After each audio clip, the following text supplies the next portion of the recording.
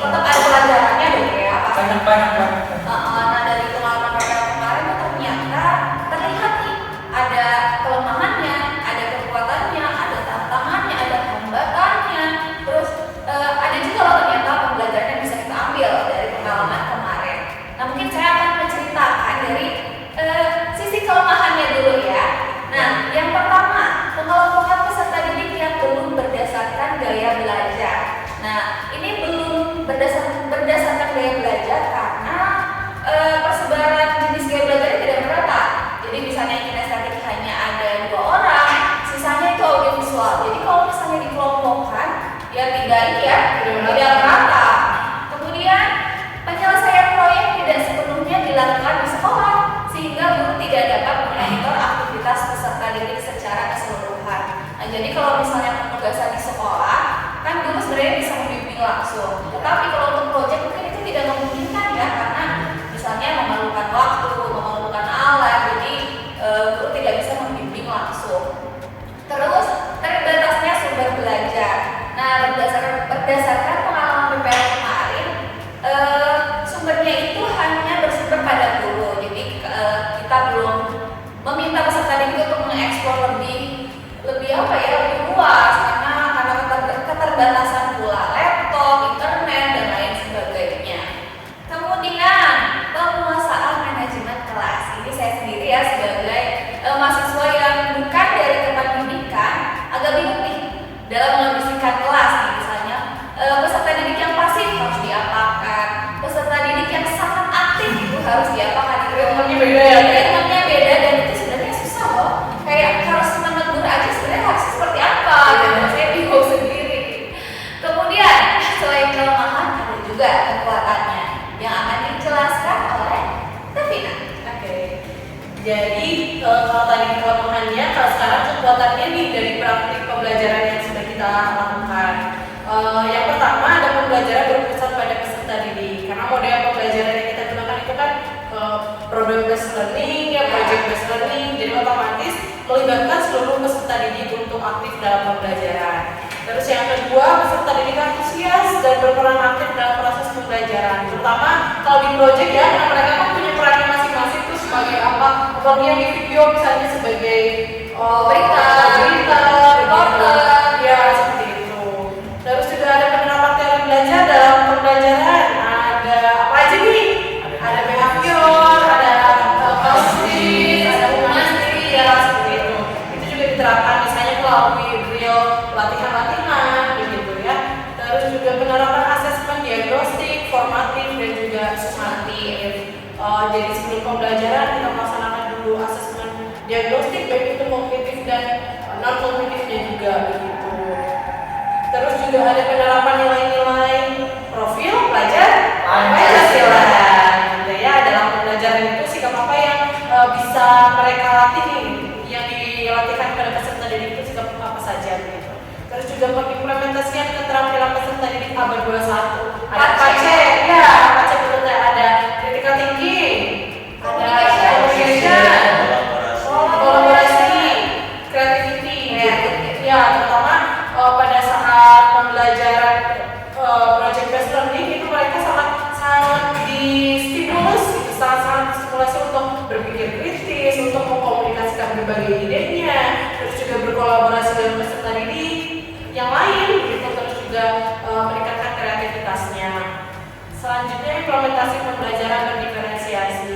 Nah kita mengimplementasikan ini pada topik teks berita, terutama pada keterampilan menulis. Produk akhir yang mereka buat itu bervariasi, mulai dari video, podcast, terus juga buletin seperti itu.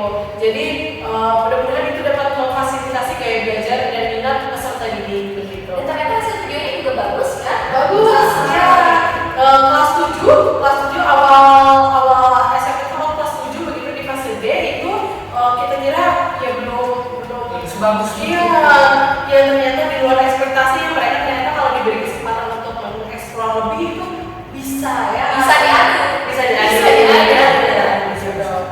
Terus juga pemahaman terhadap seluruh karakteristik peserta didik. Tentu ini menjadi sebuah kekuatan nih kalau kita bisa mengenal. Kalau pada saat diskusi pertama mungkin kita belum terlalu mengenal karakteristik ya.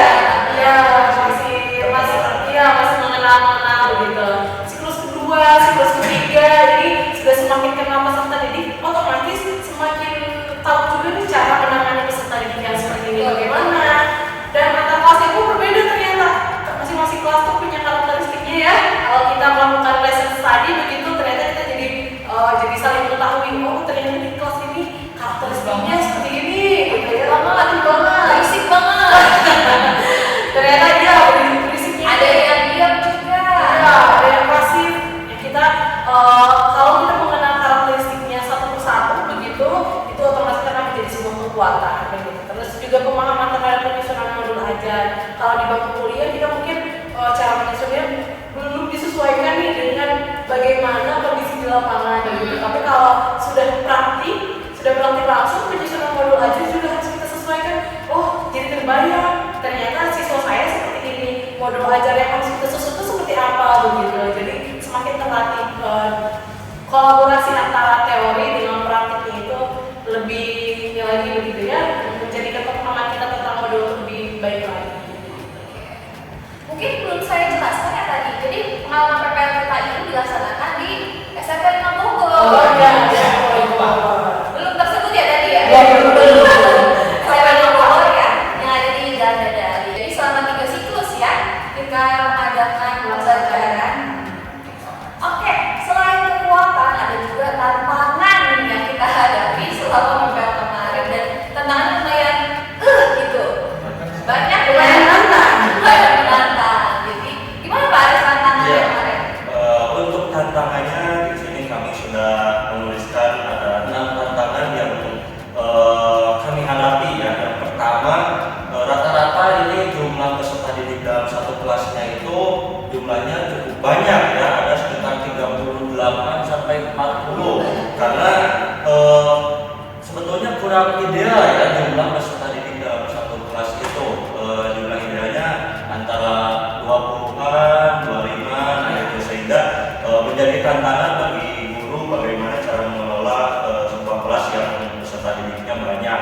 Kemudian yang kedua, penggunaan media multimoda oleh guru. Nah, penggunaan media ini tentunya menjadi suatu tantangan bagi seorang guru, bagaimana kita memanfaatkan media-media yang bisa dimanfaatkan ya di dalam kelas yang peserta didiknya banyak. Kemudian yang ketiga, perencanaan kegiatan pembelajaran yang menarik. Nah, seorang guru tentunya harus bisa memikirkan dengan situasi bagaimanapun bagaimana caranya agar pembelajaran itu menarik setiap pertemuannya. Nah, Harus variatif ya, ya. variatif jangan sampai hanya itu saja ya, sehingga peserta didik motivasinya sangat kurang. Nah, kemudian yang keempat, bagaimana cara menjaga motivasi peserta didik. Nah, itu menjadi suatu tantangan juga bagi kami, bagaimana caranya agar memotivasi belajar peserta didik itu. Yang mungkin ada contohnya bagaimana dari rekan-rekan, ada tidak kira-kira contoh bagaimana cara memotivasi peserta didik agar semangatnya tetap naik gitu. Ya mungkin bisa distimulus dengan mengadakan permainan, Ah, ekspresi, iya. atau penampilan video. Rata-rata kita juga semua sudah menampilkan briefing seperti itu ya di dalam suatu kelas dalam pembelajaran. Kemudian yang kelima, penyusunan asesmen berdiferensiasi karena produk yang berbeda. Setiap peserta didik itu kan mempunyai keterampilan masing-masing. Tentunya menjadi tantangan juga bagi guru bagaimana caranya menyusun suatu rubrik penilaian itu baik gitu ya, bisa adil, kemudian penilaiannya tidak membeda-bedakan satu dengan yang lainnya. Kemudian yang terakhir, penyesuaian materi belajar kepada peserta didik yang absen dalam kurun waktu yang panjang. Tidak bisa dihindari ya, ketika dalam suatu kelas itu pasti ada peserta didik yang tidak hadir lama. Kita sebagai guru juga itu menjadi sebuah tantangan bagaimana caranya agar peserta didik itu dalam pembelajarannya tidak tertinggal. Kita harus bisa membimbing tentunya dari awal ya mengenai materi yang tertinggal. Itu beberapa tantangan yang bisa disampaikan pada peserta tadi. Ya, untuk poin yang terakhir ya, ternyata terjadi juga tuh kasusnya di kelas saya. Ada peserta didik yang memang tidak masuk dalam kurun waktu panjang.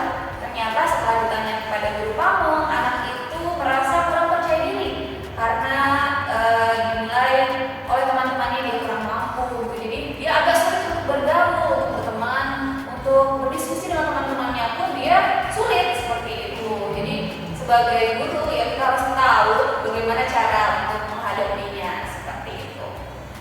Kemudian selain tantangan ada juga hal-hal yang menghambat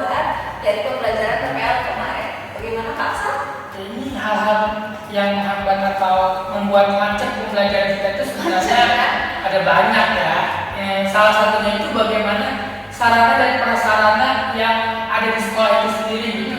Kalau sarananya itu kayak tadi kan tantangan tuh di ruang siswanya itu ada banyak peserta didiknya, ada sampai 40. Nah itu sarananya itu kelas itu jadi kesannya sempit.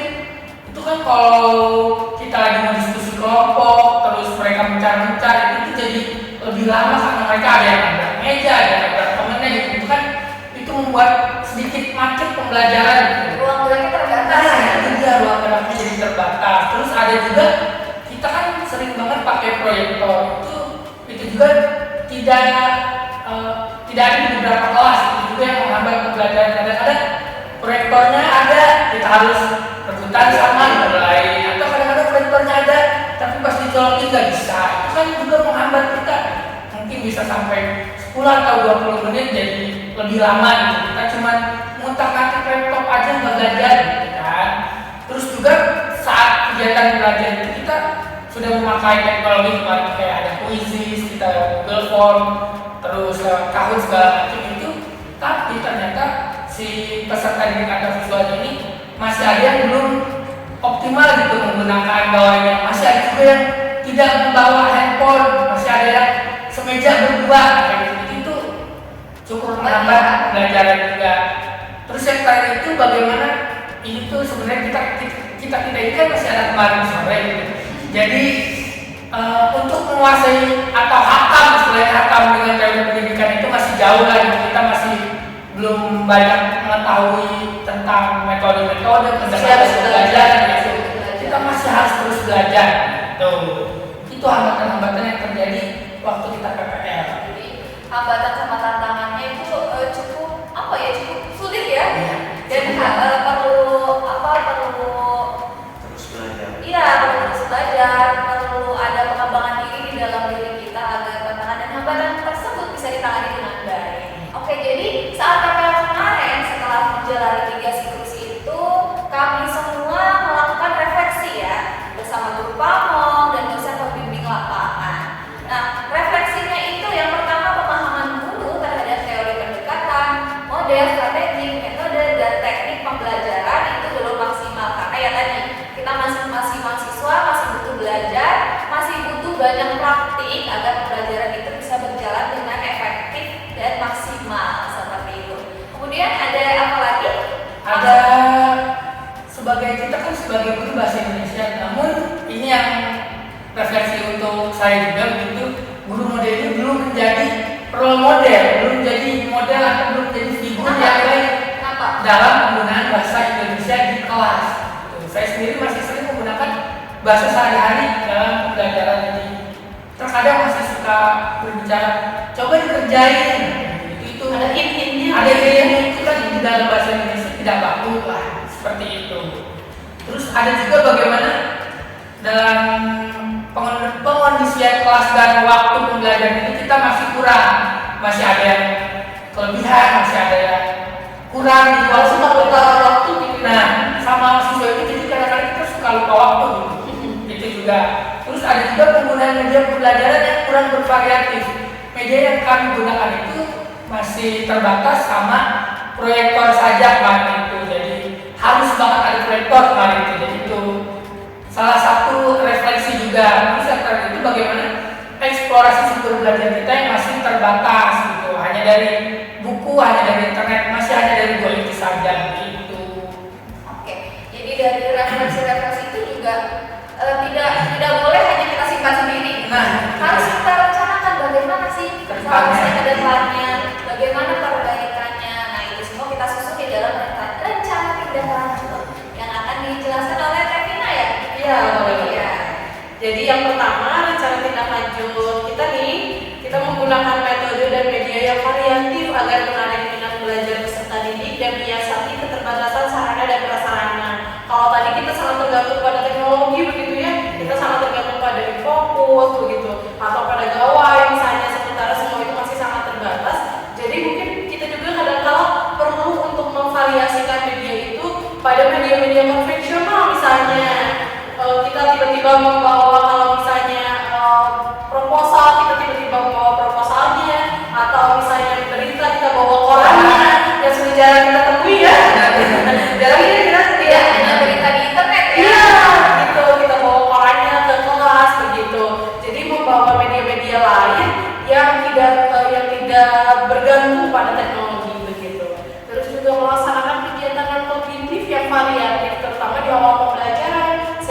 peserta didik antusias dan siap untuk bereksplorasi dalam kegiatan pembelajaran. Nah ini saya mengajar di awal jam pelajaran, di jam pertama punya tantangan tersendiri. Berbeda dengan teman-teman, mungkin ada yang mengajarnya setelah jam pelajaran olahraga atau setelah istirahat. Sebelum istirahat, anak-anak bermain sebelum istirahat. Ya, dulu kantin atau Ya gitu ya, masih terbiang-biang gitu ya. Jadi kita harus betul-betul tahu nih kegiatan apa. Kadang-kadang kita harus juga melaksanakan kegiatan-kegiatan non-kognitif seperti misalnya ice breaking, seperti itu. Terus juga melaksanakan pembelajaran berdasarkan kebutuhan belajar yang diketahui melalui asesmen diagnostik. Jadi kalau kemarin itu dari topik yang sudah kita lakukan, diagnostiknya itu kan di awal pembelajaran ya. Jadi kita hanya melihat hasilnya itu secara keseluruhan, secara garis besarnya saja begitu. Artinya ketika melaksanakan pembelajaran kita belum sesuai sepenuhnya, belum sesuai hasil diagnostik itu. Baru misalnya tahu, oh anak-anak ternyata sudah mengetahui tentang ini, oh belum mengetahui tentang ini. Jadi kita menyampaikan ini baru sebatas itu saja begitu, belum lebih dalam. Terus juga jika penggunaan model pembelajaran itu PJBL, Project Based Learning, perlu ada manajemen waktu perencanaan proyek yang lebih detail. Kalau kemarin itu kan perencanaannya tidak dari awal kita akan menggunakan PJBL begitu ya. Jadi di pertengahan PPL ini kita baru memutuskan gitu. Jadi untuk perencanaan pembuatan proyeknya itu pun waktunya terbatas. Jadi kalau misalnya di sitak PJBL itu kan ada perencanaan waktu untuk belum detail gitu. Terus juga ada yang terakhir nih, ini terutama di pembelajaran bahasa Indonesia, kita juga perlu meningkatkan kegiatan literasi terutama bagi peserta didik. Karena yang kita rasakan begitu ya dari pengalaman kemarin itu, ketika misalnya peserta didik itu punya tugas untuk menulis, kosakata mereka masih sangat terbatas. Ya, mungkin nanti dapat lebih memaksimalkan penggunaan media sosial atau buku pun dapat divariasikan begitu, dihadirkan ke kelas begitu untuk kegiatan literasi biar lebih meningkat literasi mereka. bisa juga ditingkatkan dengan misalnya novel dari tokoh yang memang mereka sukai. Betul, ya dari di awal itu dengan apa yang mereka sukai seperti novel tadi itu bisa. Oke, jadi selama 3 siklus, selama beberapa kali kita masuk ke dalam kelas, kita menganalisis kelas, tentunya ada pelajaran yang bisa kita ambil. Nah, untuk Pak Adis, mungkin seperti apa pembelajaran yang sudah didapatkan? Saya dapatkan dari yang teman-teman sama ya yang didapatkan pada praktik pengalaman lapangan di SMK 5 Bogor. Yang pertama adalah yaitu penyusunan rencana pembelajaran yang perlu menyesuaikan dengan karakteristik dan perkembangan peserta didik. Nah, kita tentunya ketika akan mengajar harus mempunyai rencana pembelajaran agar pembelajaran itu dapat terlaksana sesuai dengan urutan yang sistematis ya. Nah, itu tentunya kita harus bisa mengetahui dulu karakteristik dan perkembangan peserta didik. Peserta didik itu minat belajarnya seperti apa, kemudian semangatnya seperti apa, kemudian karakteristiknya seperti apa, sehingga kita bisa merencanakan pembelajaran itu sesuai dengan karakteristik dan minat belajar peserta didik. Jadi tidak disamaratakan ya, disesuaikan juga dengan karakteristik peserta didik. Kan masing-masingnya di dalam kelas itu berbeda, kemampuannya berbeda, unik, masing-masing juga mempunyai kemampuan dan tingkat pembelajaran yang berbeda juga. Kemudian ada lagi. Ya, yang kedua pentingnya penyusunan modul ajar agar pembelajaran dapat terselenggara dengan lebih efektif, efisien, dan terarah. Nah, itu hampir sama ya dengan yang pertama. Kita dalam belajar ketika akan masuk kelas, akan melaksanakan pembelajaran di suatu kelas, dalam kurikulum merdeka ini harus membuat modul ajar yang di dalamnya memuat komponen-komponen capaian pembelajaran, tujuan pembelajaran, kemudian langkah-langkah pembelajarannya seperti apa, dan juga sampai terakhir bagian evaluasinya harus dimuat di dalam modul ajar, sehingga kita berpedoman pada modul ajar yang sudah kita buat, tidak mengajar hanya sebatas mengajar di dalam kelas ya. Kita sudah